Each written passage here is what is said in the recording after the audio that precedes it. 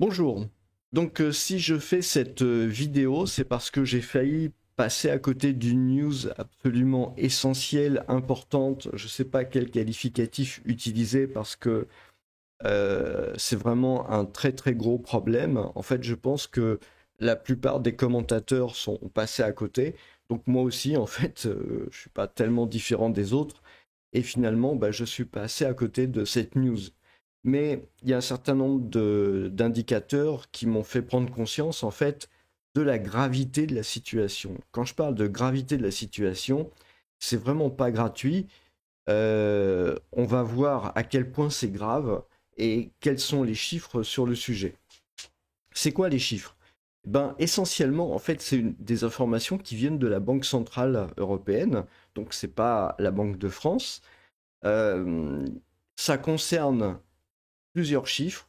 Le premier, c'est les taux.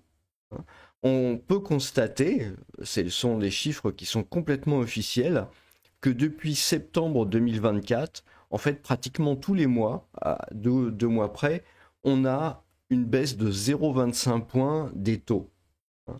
Et on voit en fait que cette baisse, elle s'est faite graduellement.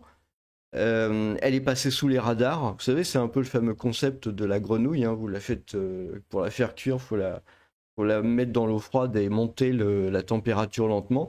C'est exactement ça. C'est exactement ça qui se passe. Mais en fait, si vous voulez, même si la baisse de plus de 1% s'étale quand même sur 6 mois, il n'en demeure pas moins que c'est quand même une baisse qui est extrêmement brutale des taux. C'est quand même une baisse qui est très très brutale, on va le voir. Et donc on va voir les pourquoi du comment et les conséquences. Je vous le dis tout de suite, ça prouve que on est dans la zone euro, en tout cas, ou les principales économies de la zone euro, dans une situation économique catastrophique. Il y a de la récession et avec tout le cortège de malheurs qui va avec. Mais avant, je voudrais vous montrer le deuxième chiffre en fait qui m'a comment dire qui m'a vraiment interpellé sur le sujet. Alors c'est aussi sur le site de la Banque de France, de la Banque européenne.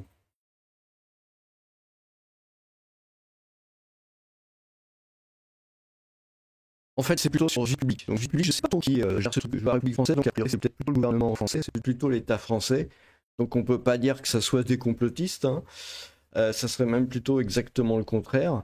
Et ce que l'on note, et c'est en fait c'est le chiffre qui m'a fait tilter, c'est vraiment en voyant ce chiffre-là que je me suis dit qu'il y avait vraiment un très très très gros problème. C'est tout simplement les chiffres de l'inflation. Chiffre de l'inflation annuelle en mars 2025. Donc c'est l'inflation sur 12 mois. Et qu'est-ce qu'on remarque? On remarque que tout en bas ici, eh bien, il y a un pays qui s'appelle la France et qui se paye 0,9% d'inflation. Quand on sait que le taux, disons, admis d'un fonctionnement normal de l'économie, c'est 2%, donc vous voyez, ça se situe ici entre la zone euro et l'Union européenne, enfin la zone euro hein, d'ailleurs, l'Allemagne est un peu au-dessus de ça. Ça veut dire qu'en fait, on est dans un pays où on a de très très graves problèmes. À partir du moment où vous avez un taux d'inflation qui est si bas que ça, et c'est sûr, et c'est annuel, hein, ça veut dire que c'est probablement peut-être pas loin des négatifs au mois par mois actuellement. Ça veut dire qu'on est vraiment dans une situation extrêmement alarmante. Hein, j'avais pas trop fait le rapprochement, mais quand vous mettez, si vous voulez, d'un côté les taux d'intérêt comme ça, la baisse violente, hein, parce que c'est une baisse violente hein, pour des taux d'intérêt. Donc quand vous mettez des taux d'intérêt aussi violemment en baisse pour arriver à pratiquement 2,25, qui est normalement le taux, normalement ça devrait baisser peut-être probablement au mois de mai encore de 0,25 points, donc peut-être à 2. Et puis il faut voir si pour la fin de l'année, si ça va baisser encore. Mais là, on est vraiment dans une situation de panique au niveau de la BCE qui baisse très brutalement en fait les taux d'intérêt. En fait, c'est ça que ça veut dire. Et c'est passé sous le radar parce que ça y a été à coup de 0,25. Il y a eu le coup des tarifs douaniers de Trump, mais ça a caché en fait ce qui se passe. Parce que si vous regardez les dates de baisse des taux, en fait, vous apercevez que c'est vraiment les 2 derniers où on a vraiment parlé des tarifs douaniers. Avant, c'était un peu comme ça, mais c'était pas sérieux. Et puis même, au mois d'octobre, on voit que les taux avaient déjà commencé à baisser très sérieusement. Trump avait même pas encore été élu. Enfin, voilà, les élections américaines ne s'étaient même pas encore déroulées. Mais on voit que la BCE, par contre, baissait régulièrement quand même les taux. Et ce qui est très inquiétant, c'est, vous voyez, cette baisse-là, elle a lieu sur à peu près 6-7 mois. Et quand vous regardez en fait ce qui se passe dans l'histoire aux États-Unis, donc j'ai pas la courbe pour l'Union européenne, mais c'est la même chose, hein, c'est le même fonctionnement de l'économie. Je vais vous le rendre plus clair, voilà. Quand vous regardez donc cette courbe, c'est la courbe à 2 ans. Donc si vous voulez, c'est assez proche en fait de ce que la Federal Reserve aux États-Unis fixe comme taux. Et ben, à chaque fois que vous avez une récession, vous avez une baisse violente des taux qui s'est engagée, un peu comme là. Vous voyez là par exemple, pour la crise des subprimes, on est arrivé ici à 1,65, mais vous voyez, janvier 2008, on était à 2,17, c'est-à-dire à peu près, voilà, et la baisse des taux, elle s'était engagée au milieu de l'année 2007, c'est-à-dire 1 an et demi avant. Donc si vous voulez, la baisse de la courbe, là, c'est ce qu'on vit actuellement, en fait, elle a pris 1 an et demi pour être baissée. Et vous voyez, c'est une baisse violente, en fait, quand on regarde sur l'histoire des taux, c'est une baisse violente. Et vous avez la même chose, donc la crise des subprimes, la même chose, la crise de la bulle Internet, la même chose pendant les années 90, la même chose pendant les années 80 et 70, etc. Donc, si vous voulez, c'est toujours pareil. Et donc, qu'est-ce que ça veut dire? Ça veut dire tout simplement que en Europe, c'est la panique. Ça veut dire qu'on est dans un phénomène de panique actuellement au sommet des institutions européennes. On s'aperçoit bien qu'il y a vraiment un très gros problème. Je vous rappelle que, mine de rien, Moody's, hein, Moody's qui ne se gêne pas pour noter des pays en voie de développement avec de très mauvaises notes, a tout simplement refusé de rendre sa note le 11 avril 2025. Hein, je fais cette vidéo le 21 avril 2025, donc 10 jours après. Moody's a refusé de donner la note, tout simplement parce que on comprend bien que c'est la panique et qui voient bien en fait que la situation économique française est dans un état absolument catastrophique. Je rappelle que le 12 septembre 2025, Fitch avait mis à moins, alors que ses ordinateurs, ses process en interne avaient calculé A+. Il l'avait donné public d'ailleurs dans une note, hein, j'invente rien. Donc si vous voulez, on voit bien quand même que c'est la panique et que c'est vraiment quelque chose de très catastrophique. Si on regarde en France, la création d'entreprises, bon, je ne considère même pas trop la création d'entreprises qui comprend les auto-entrepreneurs, mais si on regarde les entreprises classiques, on voit que petit à petit, on est vraiment sur une courbe descendante. On voit qu'il va se créer de moins en moins d'entreprises en France parce que la situation est extrêmement catastrophique. L'inflation, le taux d'inflation en baisse de cette manière-là par rapport aux autres pays européens voisins, c'est un signal absolument délétère pour la France. Je veux dire, évidemment, si vous êtes un consommateur, vous allez au supermarché, ce que vous allez acheter, ça ne va pas augmenter, donc vous êtes content, et c'est normal. Je veux dire, on ne peut pas vous le reprocher. Mais ce qu'il faut que vous compreniez bien derrière, c'est que quand vous avez une inflation comme ça qui est pratiquement en baisse, votre fournisseur, ça veut dire la personne, le marchand qui vous vend des biens, en fait, lui, il les achète cher et il peut les revendre de moins en moins cher. C'est ça que ça veut dire. Donc ça veut dire à un moment, il risque de faire faillite. Et comme ça, vous entraînez tout le tissu économique. Et déjà qu'il y a beaucoup de faillites, vous allez comme ça multiplier le nombre de faillites. Donc vous allez multiplier le nombre de chômeurs. Le risque dans cette situation-là, si vous voulez, c'est, ok, vous allez payer les choses moins chères, mais par contre, le risque que vous vous retrouviez au chômage, eh bien, est de moins en moins faible. Et plus ça va aller plus ça va aller, plus vous avez un risque important de vous retrouver au chômage si vous travaillez dans le privé. Maintenant, il y a un autre problème qui se cumule en France, et je pense que c'est à cause de ça que l'inflation est si mauvaise. C'est parce qu'il y a une dette monstrueuse.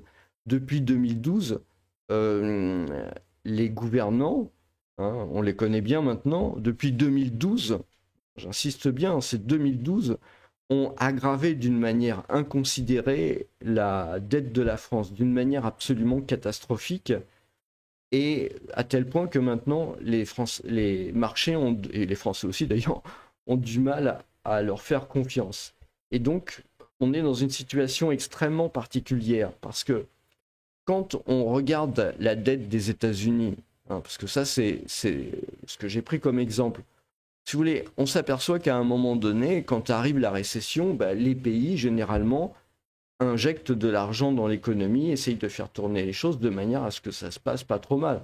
Je me rappelle, pendant la pandémie, en France, vous aviez quand même pas mal de chantiers qui avaient été lancés pour, disons, amortir un peu les effets de la crise. Mais le problème, c'est que maintenant, l'argent a tellement été gaspillé en France que, eh bien, tout simplement, il n'y a plus les moyens de relancer l'économie. Parce que l'argent, comme l'État n'en a plus, il y a deux solutions. Soit il emprunte, il continue et il emprunte encore plus sur les marchés. Si les marchés veuillent bien lui prêter, parce que c'est ça aussi le problème, c'est-à-dire qu'à un moment donné, les marchés vont commencer à prendre peur. Et c'est ce qui commence à se passer, parce qu'on a un spread entre l'Allemagne et la France qui n'arrête pas de croître. Contrairement aux autres pays européens, la France est dans une situation particulière et dans une situation particulièrement difficile. Il ne faut pas croire non plus, je pense que c'est un peu l'idée que se font les Français, que tous les autres pays vont venir à la rescousse de la France. Je pense que ça, c'est une vue de l'esprit qui est extrêmement dangereuse. Je sais qu'il y a certains politiciens qui portent cette idée, mais elle est complètement ahurissante. Je ne vois pas des pays, si vous voulez, dans lesquels la majorité ont la retraite à 66-67 ans, qui eux font beaucoup d'efforts pour se désendetter. Je ne les vois pas du tout venir au secours de la France. Pas du tout.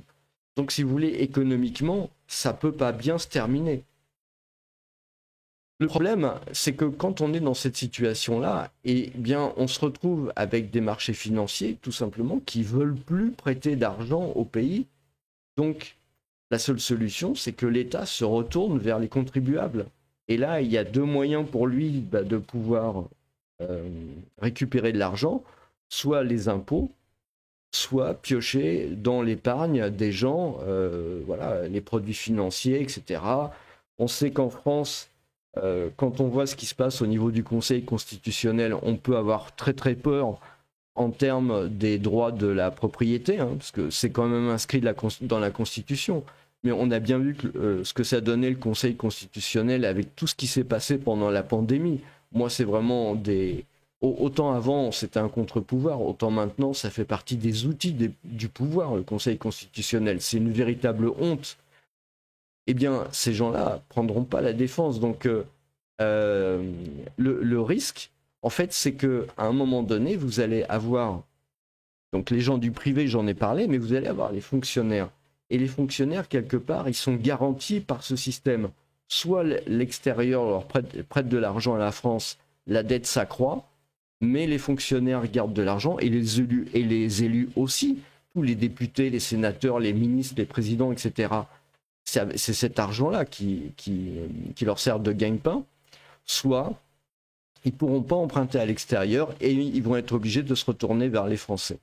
Et donc vous allez avoir comme ça, eh bien, une classe, l'État, en fait, tout ce qui concerne l'État, les élus, etc., qui, pour pouvoir garder leur train de vie, eh ben, vont être obligés de ponctionner dans l'épargne des Français, parce que les pays à l'extérieur, voyant qu'ils ne sont pas notés par Moody's, etc., vont pas prêter de l'argent, ou à des taux qui vont être de plus en plus insupportables.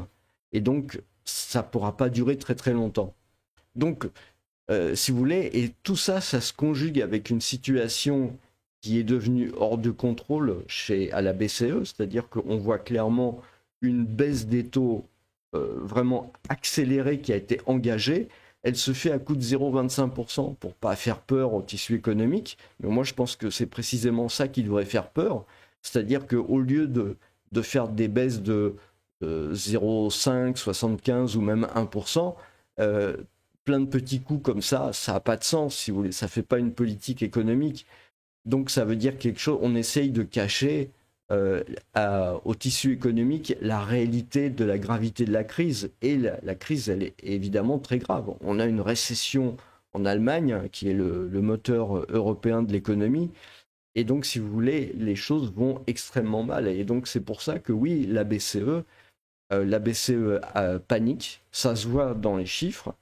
Mais au-delà même de ça, si vous voulez, ce qui est quelque part le wake-up call, hein, le signal d'alarme, le signal qui doit vraiment vous mettre en alerte et réveiller, c'est vraiment le taux d'inflation, le taux d'inflation en France, là en mars 2025, sur un an, hein, qui est vraiment quelque chose, c'est un motif vraiment à créer la panique, parce que c'est très grave d'en arriver là.